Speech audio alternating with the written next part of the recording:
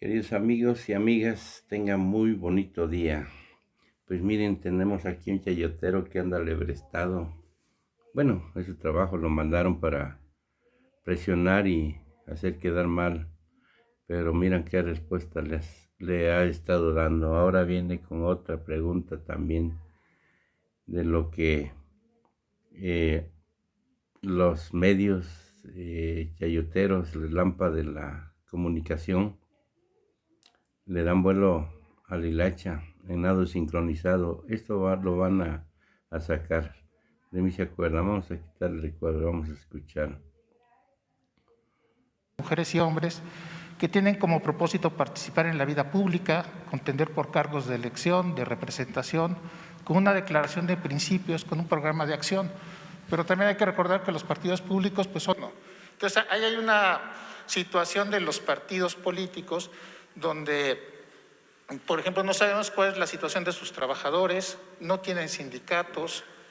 Es más, el gobierno hace un compromiso de no permitir el outsourcing, el Poder Legislativo también lo hace, y no sabemos si los partidos en qué posición están.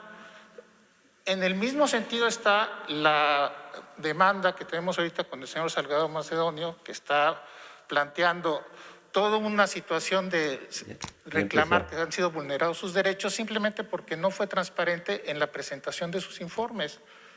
Entonces, aquí yo creo que lo que le pregunto, ¿cuál es el papel que tienen los partidos políticos, la responsabilidad que tienen? Se hicieron los cambios a la energía eléctrica y los partidos incluso convinieron entre ellos acordar cómo aprobarla. No tienen compromiso con la ciudadanía. No sé si hay alguna manera de reclamarle a los partidos una mayor participación, un mayor compromiso. No que veamos lo que estamos viendo en la Cámara de Diputados, donde los partidos negocian entre ellos y se pasan diputados como si fueran monedas de cambio. Creo que debe de haber un compromiso con los partidos y le pregunto a usted cuál considera que debe ser la responsabilidad de los partidos como factores de educación política, de formación hacia la ciudadanía. Gracias. Bueno, no me quiero meter mucho en el tema, no quiero profundizar porque es un hilo muy delgadito. No vayan a pensar o a decir que me estoy metiendo en los procesos electorales. En lo general, porque esto tiene que ver con la democracia que nos importa a todos. En lo general, hablaba yo de que un partido político, en efecto, es una asociación de ciudadanos, es un agrupamiento de ciudadanos que se unen para luchar por principios, por ideales, para llevar a la práctica un programa, para participar en las elecciones, tener representantes en las cámaras, en los gobiernos municipales, estatales, federales. Eso es un partido. Y en efecto, de acuerdo a la Constitución, lo que tú dices, un partido político es una entidad de interés público. Así está establecido. Y tiene que informar, y desde luego no pueden actuar fuera de la ley y tampoco simular, porque antes existía también en la Constitución el que participaran los ciudadanos y se organizaran en partidos políticos, pero en la Constitución no se hablaba del fraude electoral. No hay ninguna ley que diga que está permitido robar, y sin embargo se hacía, porque la Constitución se respetaba en la forma y se violaba en el fondo, desde los tiempos de Porfirio Díaz, que yo creo que es el padre de la simulación política, así como Salinas es el padre de la desigualdad moderna. Porfirio fue el que creó todo el sistema político sustentado en la simulación, en hacer las cosas con leyes no escritas. Se informaba de acuerdo a la Constitución, se hacían elecciones de acuerdo a la Constitución, se elegía a diputados, a senadores, a gobernadores, pero de antemano ya se sabía quiénes iban a quedar, porque él era el gran elector. Entonces, toda esa simulación se trasladó después de la revolución. No pudo la revolución, a pesar de que fue un movimiento de fondo, no pudo acabar con eso. Entonces, eso todavía existe. Entonces, un partido tiene que cumplir con lo que está establecido en la ley, en forma y fondo. Yo a lo que me refería, para no meterme en polémicas, es de que independientemente de que existen partidos formales, hay partidos informales o grupos de presión que en realidad funcionan como partidos. Ya hablaba yo de la influencia de algunos medios de información que llegan a imponer autoridades.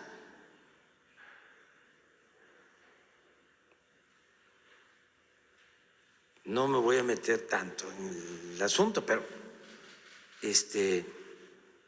antes una televisora podía inflar a cualquier personaje. O sea, como si se tratara de vender un detergente, un producto chatarra, con bastante publicidad. Eso para los jóvenes sucedía en México. Bueno, pero también hay partidos de familias, ¿no? Bueno, más otras cosas. Entonces, periódicos que todavía siguen queriendo poner gobernadores. Ya hablaba yo de un periódico del norte, de que ha puesto varios gobernadores y puro gobernador mediocre y ladrón. Y todavía siguen con lo mismo. Pero lo más interesante es que, por ejemplo, ese periódico puede en una ocasión apoyar a un candidato de un partido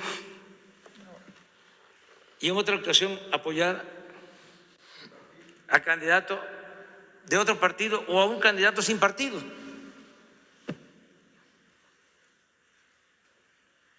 Entonces, antes toda la culpa, ¿no?, se le echaba a los políticos. No los estoy defendiendo. O se le echaba a los legisladores. Toda la culpa a los partidos. ¿Cuándo? Partidos, legisladores. Muchas veces eran títeres, instrumentos de los que realmente mandaban y decidían. Por ejemplo, todo esto que se sabe de los sobornos, de cómo compraron los votos para la aprobación de la llamada reforma energética. Y no estoy levantando ningún falso. Hay un juicio en la Fiscalía. Nada más que, como eso tiene que ver con el conservadurismo, ¿cuál es la actitud de los medios en México? De la mayoría de los medios. Silencio. Les cae muy bien la veda. Es decir, están acostumbrados a no hablar. Que el neoliberalismo fue un periodo de silencio, de subordinación. Ni siquiera fue la aplicación solo de la censura, sino de la compra de voluntades, de, como decía Rubén Leñero, prensa vendida o alquilada. Señor presidente, nada más una cosa. Entonces, ¿considera usted que el sistema de partidos actual es más fuerte? ¿No se presta a este tipo de cosas? ¿Va a haber un cambio en el sistema No de debe de partidos? prestarse. Y es un proceso, nada más que nunca ha habido democracia en México en siglos. Ya lo hemos dicho, 3 momentos de esplendor en el terreno de la democracia. Los 10 años,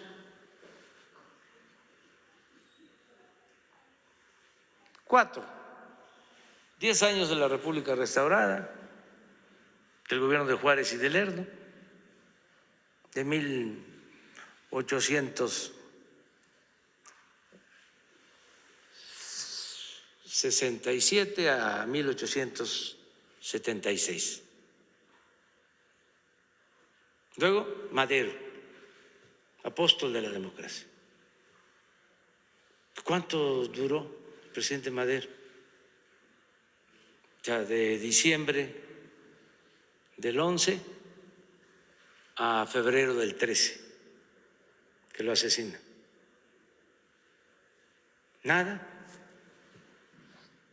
Después de 34 años de dominación porfirista, llega Madero buscando establecer una auténtica democracia en nuestro país y lo asesina. ¿Cuánto tardó? Muy poco, ese esplendor. Luego, el 2000, Con Fox. se da por primera vez una alternancia. En décadas llega un partido distinto. Y ya sabemos lo que pasó. Y ahora que la gente dijo, queremos un cambio, nada más. Entonces imagínense todo lo que se viene arrastrando de costumbres, de vicios antidemocráticos. Entonces, vamos a tener un nuevo es Congreso, importantísimo que haya democracia y es importantísimo que se establezca el hábito democrático y no claudicar y defender todos el que las elecciones sean limpias, sean libres. Eso es una obligación. ¿Cómo conocían a México en el mundo, en este terreno? Como el país de los fraudes electorales. Entonces tenemos la oportunidad ahora que hay elecciones, que hay condiciones inmejorables, para que no se compre el voto, no se falsifiquen las actas, no se rellenen las urnas. Nada más que no puedo hacerlo, porque entonces sí me metería yo en un lío.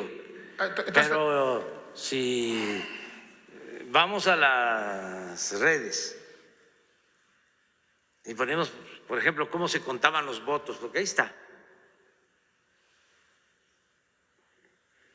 Contaban, ¿no?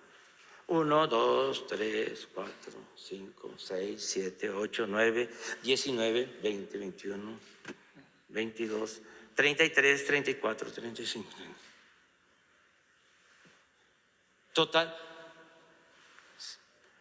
180 para el partido del que estaba contando. Nosotros nos pasó. O sea, lo puedo probar. Bueno, lo han dicho nuestros adversarios. Hasta se regodean diciéndolo. Pero en la elección del 2006,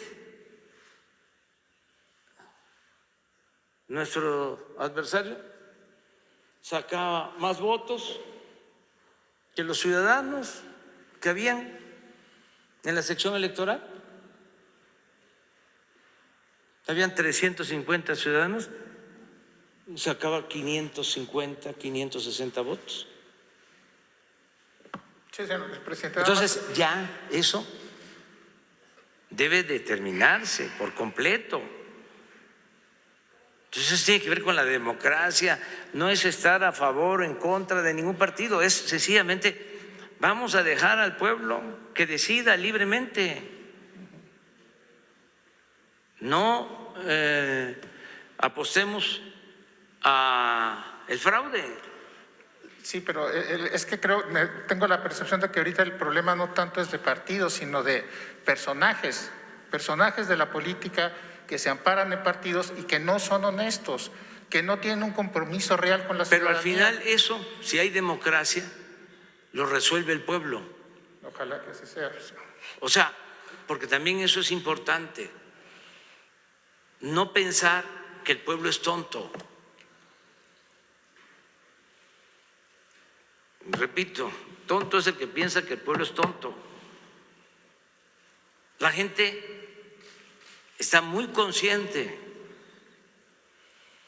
En mi caso, en mi experiencia, ¿quién me ha sacado a flote siempre? El pueblo. El pueblo es mucha pieza. El conservadurismo desprecia al pueblo, no le tiene confianza al pueblo. Lo ve como una multitud manipulable, como objetos, no como sujetos. Creen que son ciudadanos imaginarios, que no existen, que ellos pueden decidir, ellos son los grandes electores. Pues de ahí vienen las campañas de publicidad, todo esto que fue surgiendo, ¿no?, en la modernidad, entre comillas, de los expertos en publicidad, en manejo de medios, para manipular y pensar que con eso iban a mantenerse eternamente en el poder. Pues en el 18 eso no sirvió para nada y no va a servir para nada hacia adelante, porque el pueblo nuestro, el pueblo mexicano, está muy consciente. Entonces, en el supuesto de que se postule un mal candidato, una mal candidata,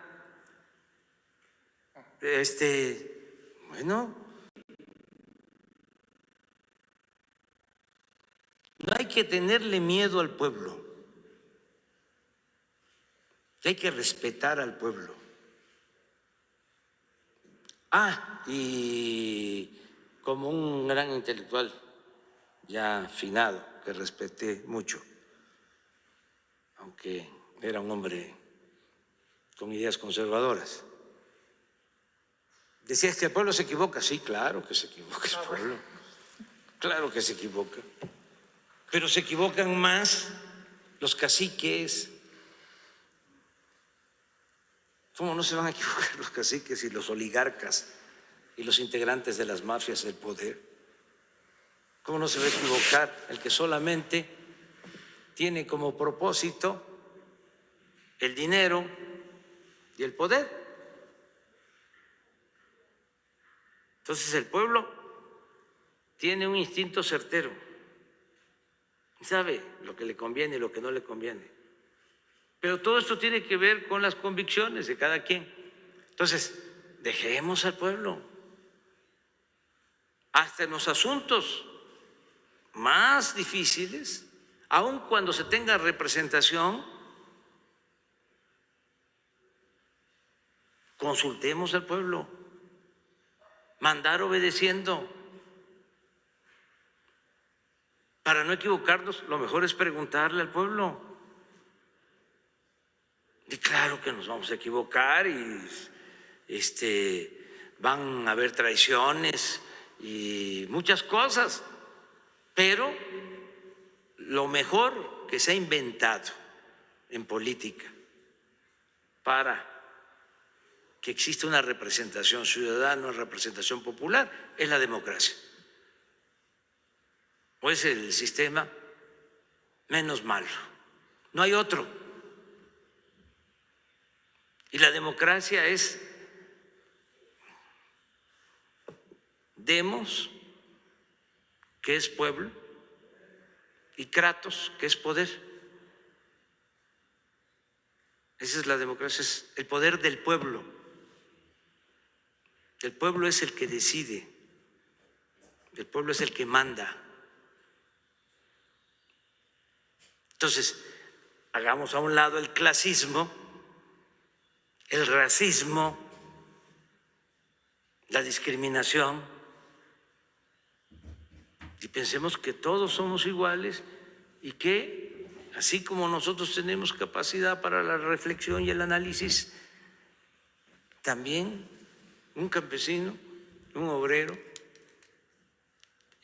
una trabajadora doméstica, un comerciante, un maestro, todos,